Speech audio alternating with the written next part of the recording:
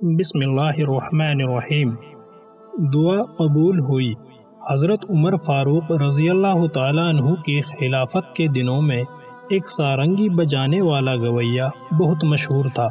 اس کی آواز دلوں کو اس قدر خوش کرنے والی تھی کہ پرندے بھی اس کی آواز سن کر مست ہو جایا کرتے تھے۔ دور دور سے لوگ اس کا گانا سننے کے لیے آیا کرتے تھے۔ اس گویے کی آواز سننے والوں کے دلوں میں عجیب مستی اور سرور کی کیفیت پیدا کر دیتی تھی۔ اس کی جادوئی اور مسحور کن آواز سن کر دلوں کی دھڑکن تیز ہو جایا کرتی اور عجیب مدہوشی کا عالم چھا جایا کرتا تھا۔ جب تک وہ سارنگی بجانے والا گویا جوان رہا، اس کی آواز کی دھوم مچی رہی اور اس کی شہرت میں کوئی کمی نہ آئی، اور جب اس کی عمر ڈھل گئی اور وہ بوڑھا ہو گیا، اس کے منہ سے دانت نکل گئے، کمر ٹیڑھی ہو گئی اور وہ آواز جس پر سب کو رشک ہوتا تھا بوڑھے گدھے کی آواز کی طرح ہو گئی۔ اب کوئی بھی اس کے پاس گانا سننے نہ آتا تھا۔ اس کی آواز کا جادو ختم ہو چکا تھا۔ لوگوں کو اب اس میں کوئی دلچسپی نہ رہی۔ 70 سال عمر کا یہ گویا بڑھاپے کی وجہ سے بالکل کمزور ہو گیا۔ اس کی کمائی کا ذریعہ صرف گانا تھا، وہ بند ہو گیا تو نوبت فاقوں تک آ پہنچی۔ وہ پائی پائی کا محتاج ہو گیا اور کھانے پینے کے لیے اس کے پاس کچھ بھی نہ رہا۔ آخر ایک دن اس نے خالص اور سچے دل کے ساتھ اللہ تعالیٰ کی بارگاہ میں گڑ گڑا کر دعا مانگی اور کہا، اے اللہ، تو نے مجھے بہت لمبی عمر اور خوب مہلت دی۔ اے اللہ، تو نے ایک کمینے انسان پر مہربانیاں کی۔ میں نے 70 سال گناہ کیے، لیکن تو نے مجھ سے ایک دن بھی مجھے دی ہوئی نعمت نہ چھینی اور میرے گناہوں کی پردہ پوشی کرتے ہوئے درگزر فرماتا رہا۔ اے اللہ، آج میں سچے دل سے تیرے حضور اپنے گناہوں کی معافی مانگتا ہوں اور توبہ کرتا ہوں۔ اے اللہ، میری توبہ قبول فرما، تو ہی میری حالت جاننے والا ہے، مجھ پر رحم فرما۔ یہ کہہ کر اس نے اپنی سارنگی اٹھائی اور مدینہ منورہ کے قبرستان کی طرف آہیں بھرتا ہوا چل دیا۔ قبرستان میں پہنچ کر وہ بہت رویا اور گڑ گڑا کر اللہ تعالیٰ سے اپنے گناہوں کی معافی مانگی، اور وہ روتے روتے سارنگی کا تکیہ بنا کر ایک قبر کے پاس سو گیا۔ جب یہ سارنگی بجانے والا قبرستان میں سویا پڑا تھا، ٹھیک اسی وقت جبکہ حضرت عمر فاروق رضی اللہ تعالیٰ عنہ اپنے روزانہ کے کام میں مصروف تھے کہ اللہ تعالیٰ نے آپ پر نیند طاری کر دی، یہاں تک کہ نیند کے غلبے کی وجہ سے آپ اپنے آپ کو سنبھال نہ سکے۔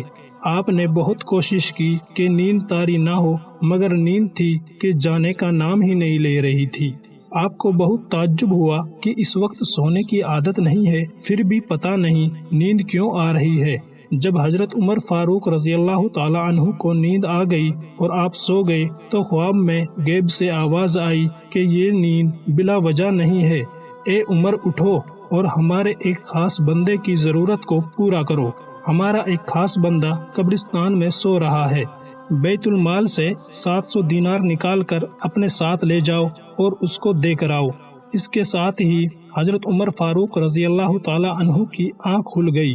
آپ اٹھ کھڑے ہوئے اور اس خدمت کے لیے تیار ہو گئے۔ 700 دینار ساتھ لیے اور فوراً مدینہ منورہ کے قبرستان کا رخ کیا۔ قبرستان میں آپ نے ہر طرف تلاش کیا، لیکن سوائے اس بوڑھے کے آپ کو اور کوئی دکھائی نہیں دیا۔ آپ نے من میں سوچا، کیا یہ عجیب سا بوڑھا اللہ کا خاص بندہ ہوگا؟ تو پھر دوبارہ آپ نے قبرستان کا چکر لگایا اور اس بوڑھے کے سوا اور کسی کو نہ دیکھا۔ پھر دل میں خیال آیا کہ اللہ نے فرمایا ہے کہ ہمارا ایک خاص بندہ ہے، یہ بوڑھا سارنگی بجانے والا اللہ کا خاص بندہ کیسے ہو سکتا ہے؟ تو آپ نے قبرستان کا ایک اور چکر لگایا اور ہر ممکن تلاش کے بعد جب آپ کو یہ پورا یقین ہو گیا کہ قبرستان میں اس بوڑھے کے علاوہ اور کوئی نہیں ہے، تو سمجھ گئے کہ یہی اللہ تعالیٰ کا خاص بندہ ہے جو سویا پڑا ہے۔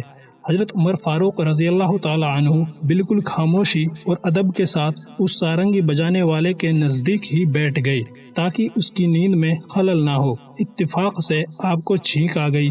चीख की आवाज सुनकर वो बूढ़ा उठ बैठा और हजरत उमर फारूक रजी अल्लाह ताला अन्हु को अपने पास देखकर हैरान हो गया और कांपने लगा। या अल्लाह, मुझ जैसे गुनहगार के पास उमर फारूक क्यों बैठे हैं?